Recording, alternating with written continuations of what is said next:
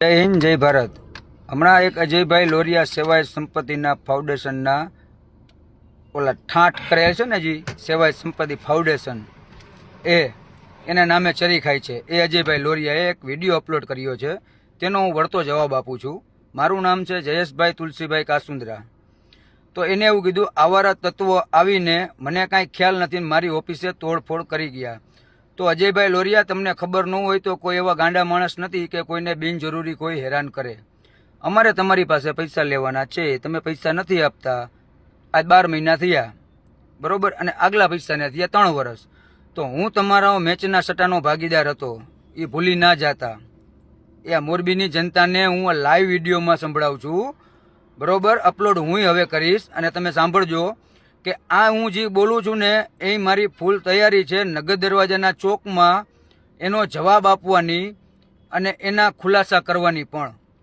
અજયભાઈ લોરિયા મારા ભાગીદાર હતા સટ્ટામાં, 50%ના મેચના સટ્ટામાં, અને અમે 3 જણા ભાગીદાર હતા, ત્રીજા વ્યક્તિનું નામ નથી આપું। એ વ્યક્તિને આને 27 લાખ રૂપિયા નથી આપ્યા અને મને 14 લાખ રૂપિયા નથી આપ્યા। અને બીજું રહ્યું બાયોડીઝલ 2 નંબર સામખિયારી ડેલો રાખી અને 2 નંબરનો આપણે બાયોડીઝલ વેચતા, એનો પણ હું ભાગીદાર હતો। તમે એમાંય કાંઈ અમને કાંઈ આપ્યું નથી અજયભાઈ, બરોબર છે। હવે બીજી વાત એ રહી કે તમે એવું કીધું કે સજ્જન પર દારૂ પકડાણો તો પેલો એના આ લોકો ટંકારામાં કેસ છે, અહીંયા કેસ છે, એ બધાય કેસ અમારા ઉપર છે। તો જનતા જાણે છે કે સજ્જન પર દારૂ પકડાણો તો એ દારૂ કેનો છે અને કેનો હતો અને કેને અમારા નામ ખોલી આવ્યા હતા। એ તમારા જેવા અમારા એક મારા પપ્પાના પરમ મિત્ર જ હતા, સાથે જ બેસતા, બરોબર, એની રહેમ દ્રષ્ટિએથી અમારું એ દારૂમાં નામ આવ્યું હતું। અને તમારી જાણ ખાતર અજયભાઈ, કેસ પૂરો થઈ ગયો છે, એને 2 વર્ષ થયા અને નિર્દોષ છૂટી ગયા છે।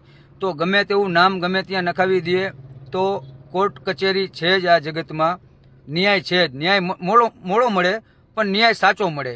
અને બીજી વાત એ રહી કે તમે અમને ટપોરી કહો છો, ઓલા કહો છો, તો તમે મોરબીના આવી અફવાયું હોય કે હકીકત હોય, પણ તમે અવારનવાર બજારમાં આવો છો કે કોઈક ઉદ્યોગપતિ છે, બિલ્ડર છે, એના છોકરાને તમે હનીટ્રેપ કરો છો, ઉતારો છો, કરોડો રૂપિયાના કૌભાંડ કરો છો, પછી સામખિયારી કાંઈક મંદિર હતી ત્યાં બી તમે બહુ સેવા દાન પૂન આપ્યું છે, ત્યાંથી ભાઈ તમે કરોડો રૂપિયાનું દાન આપ્યું છે, જનતા સાંભળજો, બરોબર છે। અને બીજી વાત એ રહી કે અજયભાઈના પપ્પા એટલે પોપટલાલ, એને યાર્ડમાં અનાજ કરિયાણાની દુકાન છે, જનતાને ના ખબર હોય તો હું જણાવું, એને અહીંયા અનાજ કરિયાણાની દુકાન છે। એ દુકાનમાં તે એ રૂકાલાનો વેપાર કરે છે 2 નંબરનો, અને MCXનો વેપાર ચલાવે છે। તો 2-3 હજાર પટેલિયાઓને છોકરાઓને પતાવી દીધા આ લોકોએ, મારી નાખ્યા। બસમાં અપડાઉન કરતા હતા 10 રૂપિયાની ટિકિટમાં, અને અત્યારે કરોડો રૂપિયાની ગાડી લઈને ફરે છે। તો મને પોપટલાલના પિતાશ્રીનું નામ તો નથી આવડતું, પણ લગભગ જો એને 1000-2000 વીઘા જમીન હોય કે 5000 વીઘા હોય તો ખેડીને એ પૈસાવાળા બન્યા હોય। અને બીજી વાત એ રહી અજયભાઈ કે તમારા શાળા એટલે કે ઉત્તમભાઈ, એ ભાઈ બહુ સારા માણસ છે। હજી કાલ લઈને પરમ દિવસે 1 તારીખે અહીંથી મોરબીથી 40 જણાને લઈ અને ગોવા ગયા કાર્નિવલમાં ઇવેન્ટ કરવા, બરોબર છે।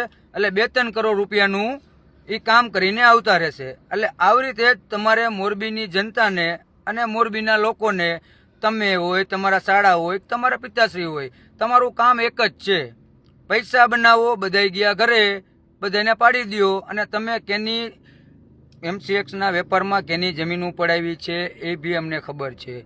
અને બીજી વાત એ રહી કે મોરબી જિલ્લા ભાજપે તમને કંઈક નોટિસ આપેલી હતી કે તમે ચારિત્ર્યના ખરાબ છો, ચાલ ચલણ તમારું ખરાબ છે, તમે ખરાબ માણસ છો, કેમ સસ્પેન્ડ ના કર્યા તે બાબતનો ખુલાસો કરો ને। તમે સાચા હોય તો નગર દરવાજાના ચોકમાં કે પ્રેસ કોન્ફરન્સ બોલાવી એનો ખુલાસો કરો અજયભાઈ, એ તો કરી શકો ને તમે, બરોબર।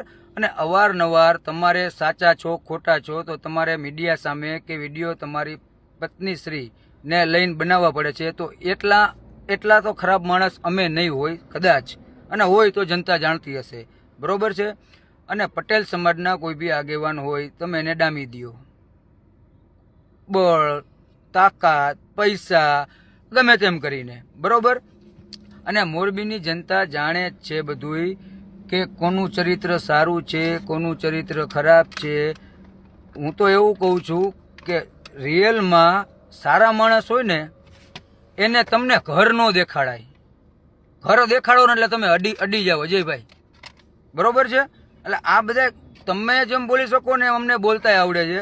અને બીજી વાત તમે એવી કરી હતી કે અજયભાઈ ન હોય ને ત્યારે જ આ આવારા તત્વો ઓફિસે આવે, તો મોસ્ટ વેલકમ અજયભાઈ, તમે કાંઈ તોપના ગોળા છો નહીં, બરોબર છે. આ તો કેવી વસ્તુ છે કે કોકમાં કોકનું હાયલું જતું હોય અજયભાઈ, બાકી પૈસા તમારી પાસે લેવાના છે, એ પૈસા જોશે, બરોબર. અને પૈસા હિસાબે અમે અહીંયા લપ કરી છે તમારી યારે, આ જનતાને જણાવી દઈ કેમ કરી, શું કરી, કેટલા સારા માણસ છો ને આ વિડીયો મારો સાંભળી, બરોબર છે. અને પાટીદાર તમે ગરબા કરો, નોરતા કરો, અહીંયા ભાઈ અમને ખબર છે કે શું ત્યાં તમારી છીનાછોરી ચાલે છે. એટલે તમે હે ને તમે ખોટા ઘરે ભટકાઈ ગયા છે ભાઈ. હજી વખતે અમે તો તમારા 27 વર્ષ જૂના ભાઈબંધ છે, તમારા 2 નંબરમાં બધે ભાગીદાર છે. અને આ મેચના ધંધાનો અને બાયોડીઝલનો ગમે ત્યારે ખુલાસો કરવો હોય તો અજયભાઈ તમને ઓપન ચેલેન્જ છે, નગદ રોજાન ચોકમાં આવી જાજો. કારણ કે એ આપણે જે વિલા રાખ્યો હતો ને ગોવા, એ તમારા હોય કે તમારો ભાઈ હોય કે તમારો ભાગીદાર હોય, એના નામથી આપણે 1.5 લાખ રૂપિયા દર મહિને ચેક આપતા એને ભાડાનો, અને ડિપોઝિટ આપેલી હતી, બરોબર છે.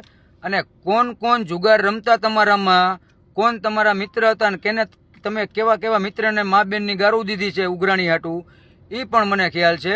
એટલે મર્યાદામાં બોલજો અજયભાઈ, બરોબર. ઇજ્જત તમારી ક્યાંય ન વહી જાય એવું ન કરતા, બરોબર. અને જનતા જાણે જ છે કોણ સાચું છે ને કોણ ખોટું છે, અને સમાજ માટે અમે શું કરેલું છે, બરોબર છે, એ સમાજને ખબર જ છે કે મારા પિતાશ્રીએ સમાજ માટે શું શું કરેલું છે અને શું નથી કર્યું, એ સમાજ જાણે છે. અને તમે શું કરો છો ને શું કરવાના છો એ પણ સમાજ જાણે છે. અને બીજી વાત એ રહી કે દારૂ પીને આવ્યા હતા, તો અજયભાઈ તમે કઈ બ્રાન્ડ પીવો છો, કેના સાથે પીવો છો, કેની હારે પીવો છો, અને કઈ હોટલેથી બાઇટિંગ આવે છે ને અજયભાઈ, એ બી મને ખબર છે.